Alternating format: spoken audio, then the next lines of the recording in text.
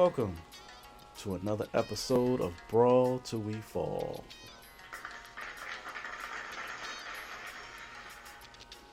Alright, we're going to be covering NXT and SmackDown, and then we're going to get into the results of BACKLASH, the pay-per-view that just happened yesterday, Saturday afternoon.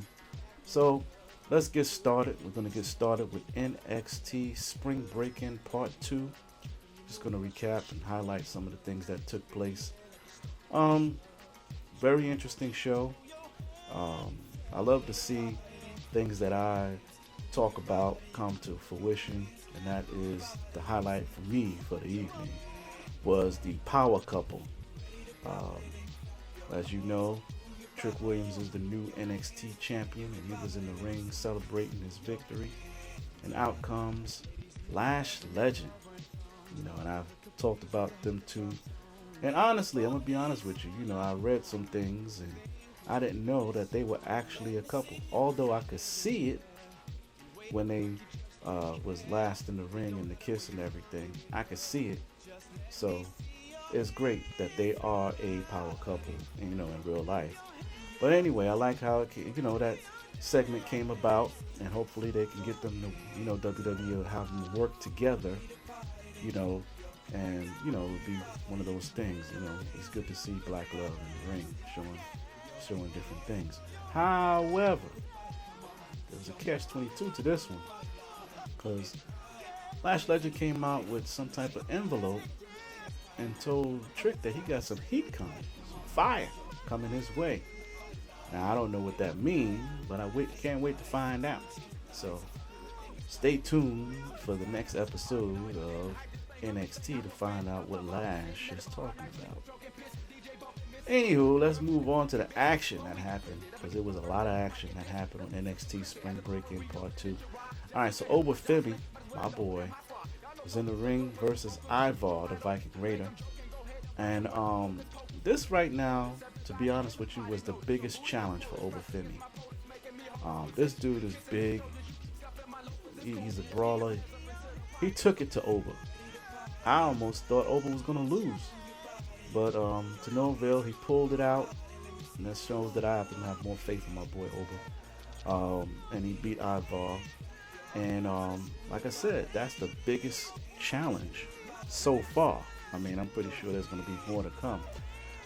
But the comedy of the night, Wesley comes out after the match. It looks like he got some type of superhuman strength in his little body that he's going to challenge Obafemi for that title. I know you got injured. You had to give up the title. Let it go, bro. I would not. And here's the thing. I don't take nothing from Wesley. Wesley's a tough young boy. He's good in what he do. But he doesn't have the stamina or strength for Obafemi. He doesn't. And I wouldn't believe it if he won that. So if this is something you're trying to lean towards WWE, don't do it. It's not believable that no little Wesley can beat Big Braun Obafemi. This dude is an African warrior. I would not believe it. In fact, I probably won't even watch NXT no more after that. That's just like, I don't even know what to compare that to. It would not be sensible. All right. So moving on, just a side note, he was backstage, and I'm just gonna say this. Briggs, first of all, Ivar said he's not finished with Oba. Okay. But then you have Briggs, who's been waiting in the wings to get his rematch. So, from what I see, Wesley and Briggs will get it on next week, or I should say this week coming. If you get past Briggs, I'll give you the respect, Wesley. But I still won't. I don't think you can beat. I really don't think that you should be facing Obafemi. I really don't. I don't want nothing to happen to you. You're gonna get hurt. Moving on, Thea Hale with Fallon Henley in her corner versus JC Jane and Jasmine Nix in JC's corner. Great match. But again, it showed Thea Hale does have ring skills, and she ended up beating JC Jane in some capacity. That is well needed because JC Jane did pretend to be her friend, and revenge you know is a good thing, and I feel for Thea Hale for that because she psyched her up, like she was her best friend and this, that, and the other. So I like that. I like a good fairy tale ending. However, it did not end well. All right, so during the match, through all the madness and excitement, um, with the Chase U being out there to support Thea Hale, they got hyped up. They begged Fallon Henley to come to the ring to be in her corner and all of this good stuff. And Fallon Henley actually helped Thea Hale, but Thea Hale didn't even realize that she got help. Jasmine Nix, Thea Hale took a shot from, Fallon Henley took a shot from Jasmine Nix to protect Thea Hale. Thea Hale didn't even recognize that this happened. In fact, none of Chase U even recognized that this happened. They're so busy cheering on Thea Hale after she won the match and all this, that, and the other. They didn't even check on to see if Fallon Henley was okay. And then they had the nerve during the celebration to bump her and still didn't check and say, hey, Fallon, you all right? Nothing. So when Fallon snapped and put Thea Hale down in the ring, they all looked shocked and surprised. You bumped her. She got hit. She was hurt. And you did nothing. I'm with Fallon Henley on this one. I would have did the same thing. I would have been pissed off. And yeah, I would have dropped Thea Hale. So I don't see no deception there. And then, Thea Hale had the nerve to be snapping in the back like she did nothing wrong. Rewind the footage and you'll see. That woman, Fallon Henley, deserves an apology. Anyway, moving on. Newcomers, Tyson DuPont, Tyreek Igwe versus Luke Gallows and Carl Anderson, the Good Brothers. This was a good battle. But if you're going to be a newcomer, this is what I say, even when I said last week, about Carmelo Hayes. When you come into a new environment, you don't challenge the experienced, nor do you go for the heavyweight title when you first start. You start slow, build the momentum, build a crowd. They don't know who you are. So these dudes came in there, and although they did give the Good Brothers a good fight, they lost, which was expected. The Good Brothers been wrestling in different promotions all over the world. Did you really expect to beat them? But understand, if you go back in the day, even with me, if you see a challenge, you want to challenge the biggest dog in the ring to show what you can do. They showed what they can do, and I see the future for them is being bright, and it's gonna be a good future. They remind me of me and my brothers when we wanted to start wrestling, but we never got in that field. So, but even though my brother Henry think he can still wrestle. Anywho, moving along, I'm not gonna even go into that. Rich Holland finally got his revenge against Shawn Spears. Yes, this is where I thought Rich was going to retire because of Shawn Spears, but he finally got his revenge and beat Shawn Spears in the match. Nathan Frazier and Axiom versus AOP for the titles, the NXT tag titles. Now, Street Profits came and gave them what I call liquid confidence, but they really wasn't they really wasn't gonna win that. I can see they were struggling with AOP. These are some big dudes, and Street Profits told them it's gonna hurt. These dudes ain't no joke. But to no avail, they pulled it off. But without the assist, they had the assist from New Catch Republic. And we're going to get to what happened on SmackDown because they stuck their nose where it didn't belong. But anyway, they retained their titles. So Nathan, Frazier, and Axiom, that's what's up. They got their belts. They still holding on. I still think that there's some little guys, but I don't knock the little guys no more. So at the end of the day, they get the job done. They get the job done. A win is a win. Moving on to the final of what happened at NXT. NXT Underground. This was awesome. And I guess they're preparing themselves for what's coming. It's a pay-per-view that's coming in Las Vegas, NXT Underground with UFC. That's going to be awesome. So Natalya with Carmen Petrovich in her corner versus Lola Vice with Shayna Baszler in her corner. This was Stu Hart Dungeon versus MMA Bellator. Textbook wrestling. Textbook mat wrestling, I should say. Versus some it was grappling. It was awesome. It had, and the choice opponents, Lola Vice really showed what she can do.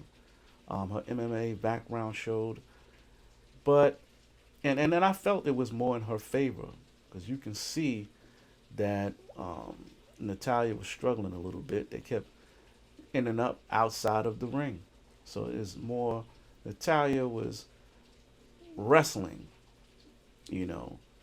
so it was a lot of different submission moves and strikes. And the abilities of Natalya is more than just a wrestler, I should say. So she did show she has some skills in that ring. Or in that mat, I should say, because it was no ring.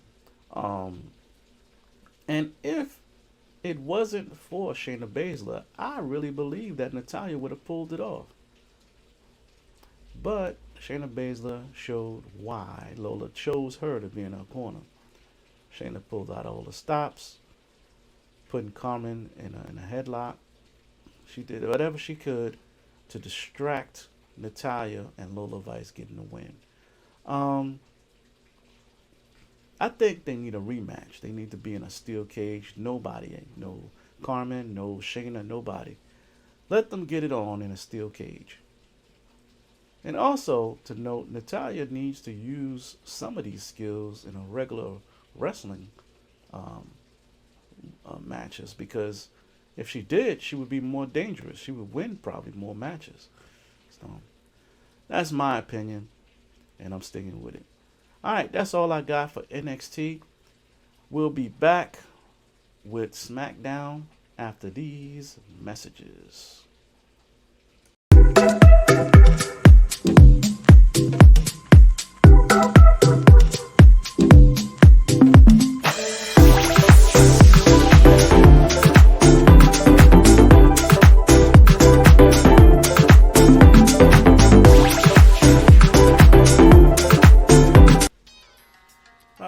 Back.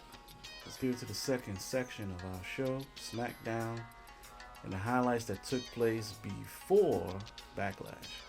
Alright, so it kicked off with Bianca and Jade, which I'm going to just give them a name.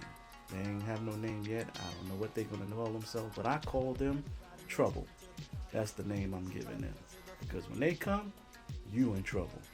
Alright, they teamed up with Bayley and Naomi versus Tiffany Stratton and Damage Control. Now, honestly, when I saw that these four ladies, Trouble, Bayley, and Naomi, was getting together, I thought it would be a slaughter.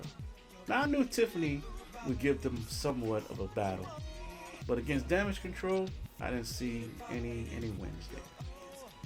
But I'm gonna tell you right now, this was not an easy match.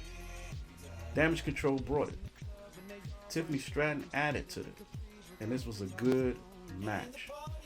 But, to no avail, Trouble, Bayley, and Naomi won. So, that's what kicked off that match. That kicked off SmackDown, I should say. The highlights of the night, I'm going to go with one. Bobby Lashley and Carmelo. They had a nice little interaction. And Bobby said some things because Carmelo was a little too confident, as usual. He got a little bit of conceit with him. But Bobby Lashley let him know, watch who you disrespect around here. You brand new. You a rookie. Stay in your lane. So, I can't wait to see that and how that turns out. I would like to see a Bobby Lashley versus Carmelo, but I do know that Bobby Lashley will destroy Carmelo. Now, will he give him a fight? Of course, Carmelo does have a lot of arsenal in his tank. I keep telling people, the boy got skills. But is he a match for Bobby Lashley? Nah. I'm going to tell you why. Bobby, not only the experience that he has, but the size, the brawn, all of these things, and he's speed. He got speed too. You cannot discount Bobby's skills in that ring. They have not shown a lot of things that he really can do. But a match against Carmelo, I'm pretty sure it will bring it all out, and you will be surprised. But yeah, he would destroy Carmelo. Moving on, as I mentioned in the NXT highlights, New Catch Republic interrupted AOP from winning their championship match over in NXT, and it cost them, as AOP got the win on them and basically broke them boys up over on SmackDown. Now, the next highlight of the night, Paul Heyman. He tells on himself to Nick Aldis. He was trying to, and in some ways trying to save or call himself saving KO and Randy Orton from a demise, as he thought was going to happen with the bloodline. Them boys is crazy, and you're not going to convince them not to fight. What does KO's shirt say? Fight, Owens, fight. Kevin Owens is a fighter. That's what he is. He's a prize fighter. He'll take on any challenge. And Randy Orton is no different. These are two hard-headed people. But he was backstage with Nick Aldis first. He went to the higher up first and tried to get him to stop or cancel the match. He was emailing, texting. And then he told on himself. Because as far as we knew from the draft, Roman Reigns took himself out of the draft. No, it was Paul Heyman that took him out of the draft. Why? Because he says that, he didn't want to subject him to all of the stuff that's going on in the bloodline. No. He took him out because he knew that if he got drafted to Raw and Paul Heyman with the bloodline as now stayed on SmackDown, he would be in a bowl of crap. And you know it. Because the one thing he said that makes a whole lot of sense, a true statement, there's a difference between being in charge and being in control. And right now, Paul has no control over what's going on in the bloodline. And we're going to get more into that when we go to Backlash to see the results of what happened over there. But now, let me just finish. So he went into the ring. They had the RKO show. And he, again, trying to convince these boys not to take this match. And he failed miserably. But as he was talking, out comes the bloodline. Like I said, he has no control over these boys. And they came out and tried to sneak attack RKO. And, they did get a couple of shots in before, security and the refs and the police and everybody came out to stop them. And they wrestled from that point all the way to the show went off the air. But to no avail, we're going to talk about what happened at Backlash after this segment. All right, let's move on. LA Knight came to the ring. He defeated Angel Garza. And then proclaimed that he would be the new King of the Ring. Santos Escobar was not happy about that. And that's going to be a good match. I'm pretty sure that's going to be one of the SmackDown tournament matches for King of the Ring coming up. As is my prediction. Moving on to Street Profits versus A-Town Down Under. Austin Theory and Grayson Waller for the tag titles. I'm going to say this, and you know how I am. I'm as real as they come. Street Profits should have won that match. But they play around too much. I'm just keeping it real. When Bobby Lashley took them under his wing and brought them into his new faction, it looked like he was going in the direction of showing them that this is serious and they have to be serious about what they do. And they had some seriousness with them. And they came out, it wasn't no cups dropping and all of that good stuff. It was serious.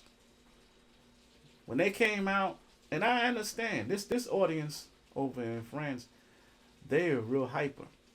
And they get you hype. And I get it. You want to entertain your audience. And you want to keep your audience happy. I get it. But you already exhausted yourself by going through the audience, all up and down in the stands and all of that. You needed all that energy in the ring. You cannot sleep on A-Town Down. Austin Theory and Grayson Waller are some cheating dudes. They'll find any way to win. They don't care. And any opening that you give them, they will use it against you. And that's exactly what happened. And that's why they're still the champions. Y'all played around too much. And that's my opinion. Take it as you want. But don't take it. It's up to you. But y'all need to get to that serious point. If y'all want those belts from those dudes, you got to take it seriously. No playing around. You got to go in there like you did with AOP when you got pissed off that they kept jumping y'all. You got to go in there with that attitude. No jokes, no playing around. Because A-Town Down play around. So, if you... But they took you serious.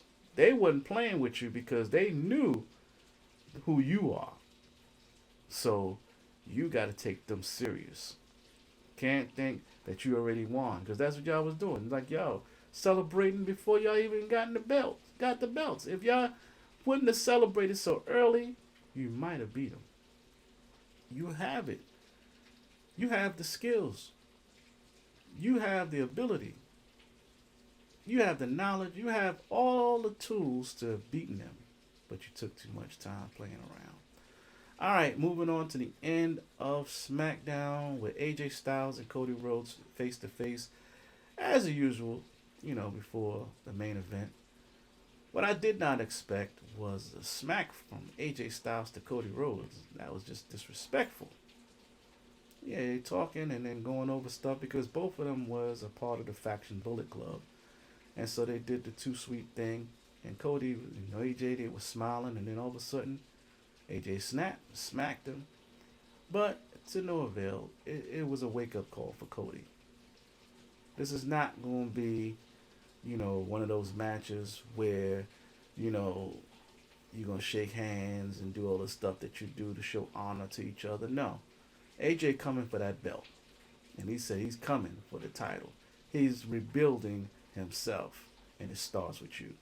So, and that's all I got for SmackDown. Now, let's get into what SmackDown and Raw, all that was leading up to.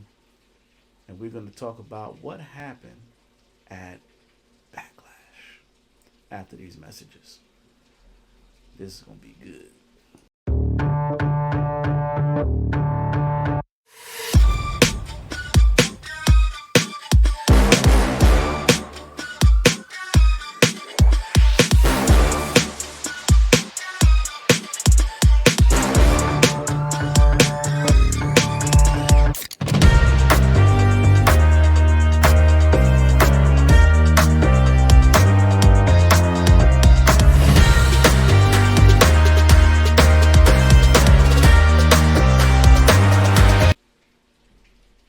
We're back. Let's get into Backlash. Oh my goodness. Backlash was a great pay-per-view. I'm going to say right now, WWE, this was a great one.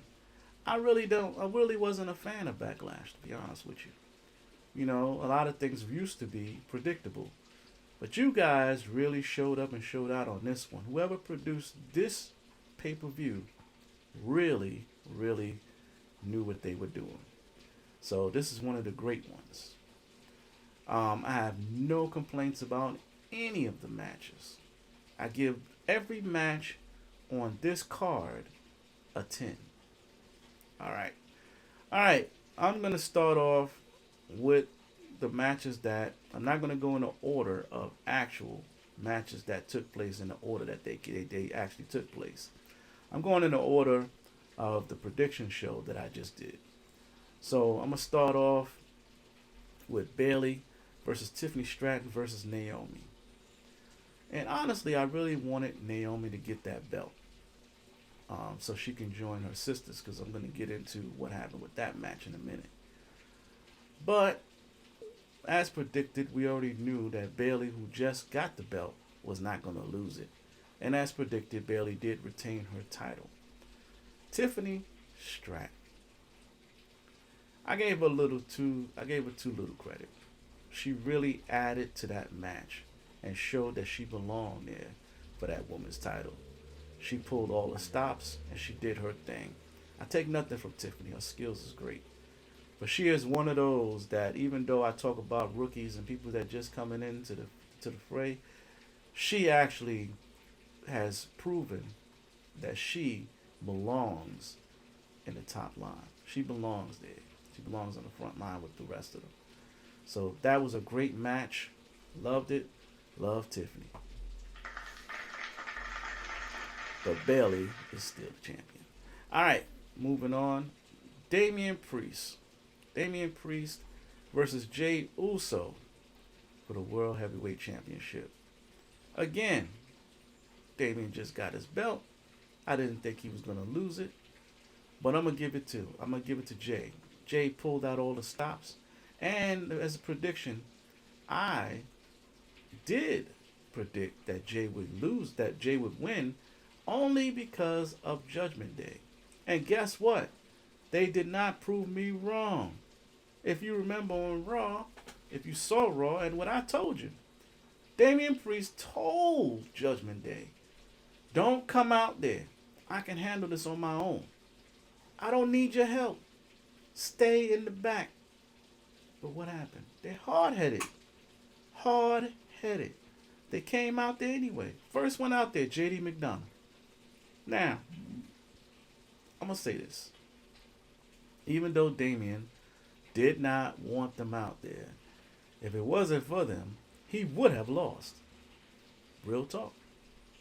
They did save him. They did save his belt. So, but they were hard-headed. They could have made him lose the belt, which was my prediction. But he retained his belt. But what's going to happen with the Judgment Day? See, let's talk about it. All right, so Finn was out there, and so was JD. And after the match, they want to beat down Jey Uso, which is normally what they do and what factions do. They beat down their opponents. After the match is over, during the match, they mess with them. So it was nothing out of the ordinary. But Damian wasn't with it. Damian told him to stop. I wonder what's going on with Damian and what was going on in his head. But going back to what I also said on Raw, when it said about Raw, when I was talking about it, Damian Priest, and I talk about my peoples, my Hispanic people, we get to that position where we get in our own head and we forget where we came from. And sometimes, you know, your posse, the people that's around you, don't understand it. JD McDonough and Finn are friends. They are tight knit. They come from the same country. So when you change up on them, and this is the look that they gave him, like, in a minute, we're going to get tired of you being the boss and bossing us around. So I'm looking for this faction to deplete itself, which is sad. This is not the time that they should have issues. You got to understand what's coming. The Final Testament is signed to your same brand. They could come in there and just whatever you said. Oh, we this is our show and we run it. Not anymore. AOP, they're bigger than you. The Final Testament has more members than you, and together carrying cross, you and they got. Come on now, they got Scarlet. So, not that Scarlet really is any competition for Mommy, but at the end of the day, she makes a difference, just like Mommy made a difference with you guys. If you guys ain't expanding, you're decreasing. And right now, you can't go to war. You can't afford to go to war until you fix your stable. So, that's all I got for those guys. But I see, like my brother had predicted, that Judgment Day is starting to unravel. Let's see what happens. All right, let's move on. The Kabuki Warriors versus Bianca Belair and Jade Cargill, who I call Trouble. It was no easy match. Like I said on SmackDown, the Kabuki Warriors brought it. And Bianca Belair and Jade Cargill struggled a little bit. But they pulled it off. They are the new undisputed tag team champions in the women's division. Yes, they got those belts. And you know what's great about this? They can go to any show. So you can see Jade Cargill on Raw. Or you can see the EST and Jade Cargill on SmackDown. Hell, they could even go to NXT if they want to. So this is great. I love it. I love it. These two as a tag team, and I said it. Everybody's rooting for them to fight each other. No. Let this woman power manifest for a minute. Let them go out and be that powerful group. In fact, I would like if they would be a faction. Come on. You let the Asian faction happen. Why not the sisters?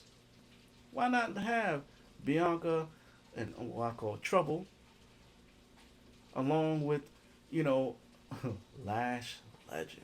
Ooh, imagine that and Naomi.